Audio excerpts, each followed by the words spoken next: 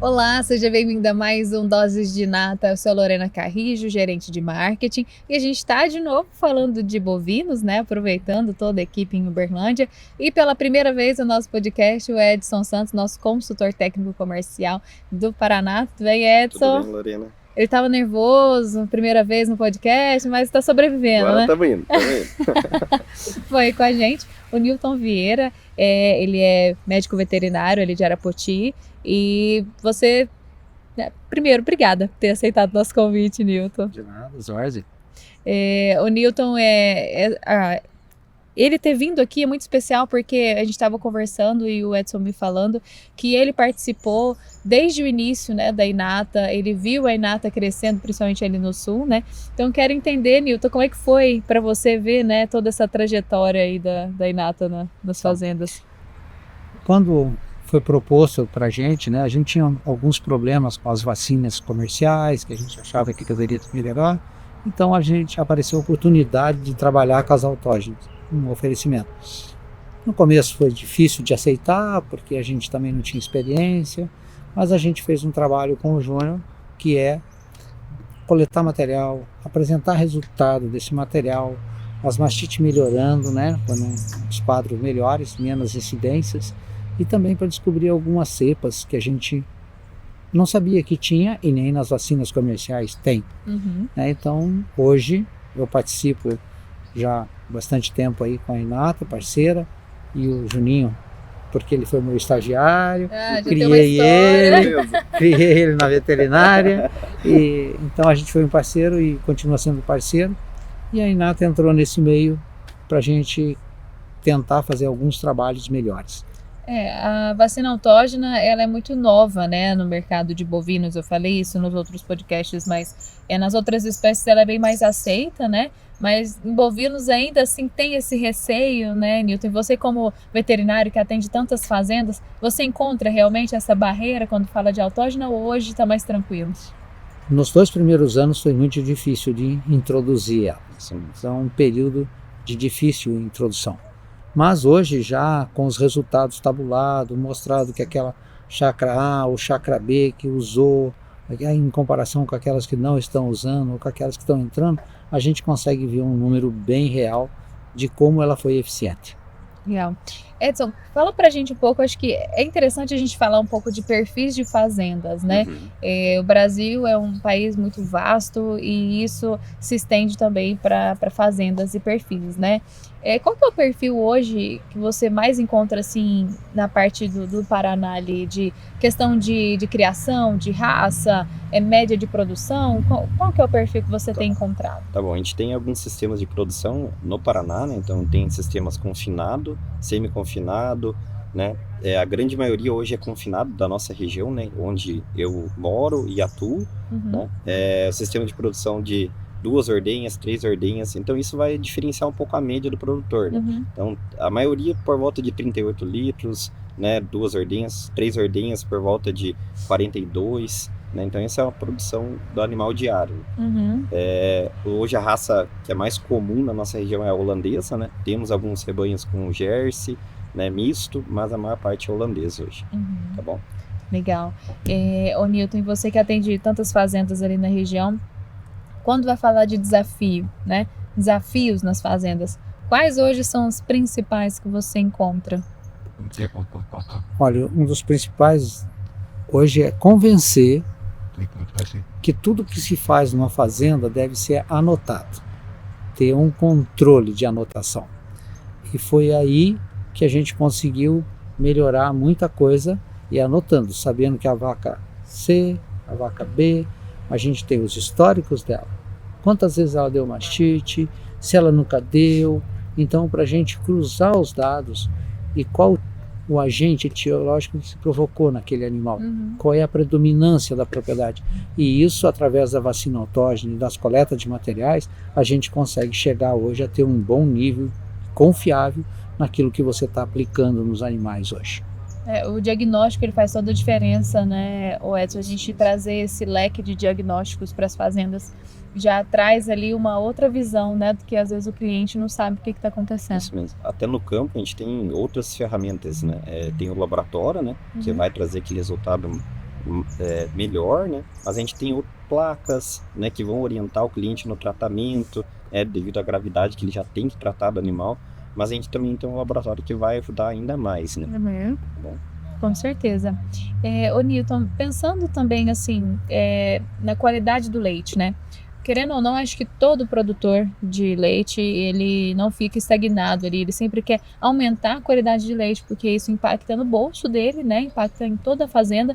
Então, quanto melhor a qualidade de leite, melhor para ele, né? O que você tem sentido ali? Quais são as estratégias, assim, na verdade, o que as cooperativas, o que os laticínios têm feito de movimentação ali para tentar melhorar essa qualidade de leite dos produtores?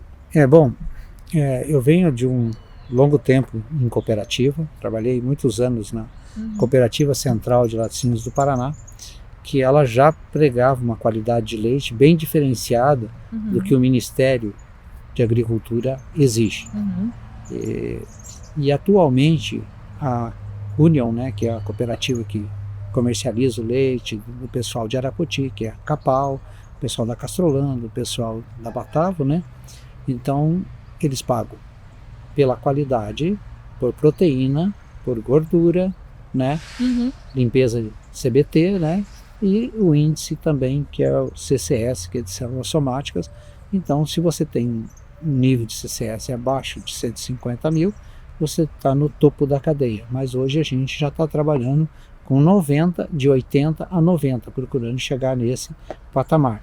E com isso a gente tem que ter um menor índice de mastite. E baseado nisso a gente começou a vacinar a vaca seca, vacinar a vaca, alguns controle massal, vacinar um grupo inteiro e fazendo também grande parte de culturas para saber se aqueles agentes estão dentro da vacina que a gente está usando. Mas de princípio, todo produtor está sendo exigido em ter um leite de qualidade, bem acima das exigências brasileiras. Perfeito, o Edson. E pensando nisso, né, a Inata entra muito nesse ponto, até mesmo para trazer para os produtores ali e para os veterinários, né, principalmente, treinamentos em que eles conseguem também visualizar pontos na fazenda que eles não enxergavam antes, né? Mesmo. Então, como é que funciona esse treinamento e essa leitura que você faz na fazenda? Então, um exemplo seria hoje o exame do histopatológico, né, que é uma ferramenta hoje que a Inata traz para os veterinários a campo, né, ajudando a diagnosticar alguns quadros, né, principalmente de vírus, bactérias, protozoários, né. Isso ajuda no campo, né, ajuda o veterinário a campo, ajuda na tomada de decisão dele, né, para conseguir sanar algumas necessidades aí. Perfeito. Bom? Ô Newton, pensando nessas fazendas, quais hoje são as estratégias que eles têm adotado ali para de forma bem sucedida melhorar a saúde da glândula mamária da vaca hoje? Então hoje existe um pessoal que trabalha com qualidade de leite, tá? Eles normalmente contratam, são alguns técnicos especializados só para isso, né? Vão fazer isso lá, score de teto, esfíncter, conjuntura da estrutura, limpeza da teta, do úbere em si, né? Fazendo o manejo, melhorando o manejo das camas, melhorando até mesmo um controle da ordenha, exigindo mais rotina, né, da ordenha, como dos técnicos que preparam as máquinas, para estar sempre limpa, estar fazendo uma boa ordenha, não ficar, como tem extrator automático, não ficar puxando muito tempo só no seco, né, sem sair. Então, através das máquinas mais modernas de ordenha, que já vem com massageador, então tudo isso vem se somando para se ter uma qualidade melhor de leite.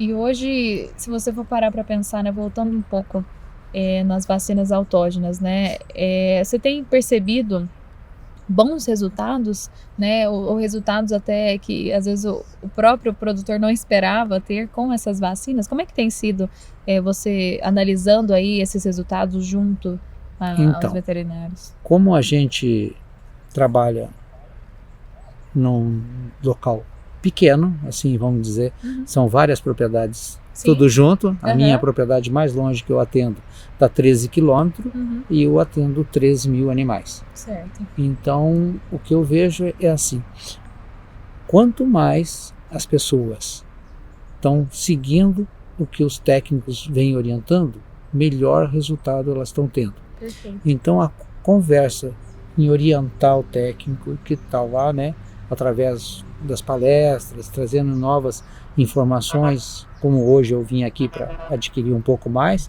as informações como a vacina é produzida, como vai ser, e coisa que a gente há 20 anos atrás nem pensava em fazer isso. Sim. A gente já pensava em ir lá apagar o fogo. Hoje a gente já está trabalhando com aquilo que eu falei agora de pouco, que é a vacina, procurar olhar se as vacas estão bem confortáveis no estábulo, se vem limpa para a ordenha, se a máquina está massageando direito os tetos, quanto tempo leva da injeção do leite, né? Para ela demorar o mínimo possível dentro da sala também. Perfeito. Porque é estressante para ela dentro da sala, Sim, então sim. diminuir o tempo dela melhor. Fazer lotes de vacas que são mais duras para a ordenha, né? Vai estar o conjunto das vacas sempre unidas para tirar aquelas que a gente chama de mais fáceis de ordenhas e as mais difíceis juntas. Daí elas não ficam de pé muito tempo na sala, saem mais rápido. E sempre o controle da qualidade da máquina também. Vai essas duas coisas, vacina do período seco, vacina geral e mais a qualidade de ordenha e a qualidade de conforto. Com certeza, o bem-estar animal ele tem que estar sempre acima de tudo, né? Com certeza. Ainda mais quando a gente fala da produção de leite, né? Já vários estudos mostraram isso, né? Que uma vaca que ela tem ali um tratamento, né? Que ela tem um bem-estar realmente, a qualidade do leite muda completamente, né? Com certeza, com certeza. Bom, eu acho que... Você não consegue melhorar o leite depois de tirado. Isso é verdade, realmente o produtor ele tem que pensar sempre no antes, né, Nilton? Em todo o processo ali, né? E a gente estava falando muito, Edson, sobre imunização das vacas antes, né, pensando nos bezerros, né?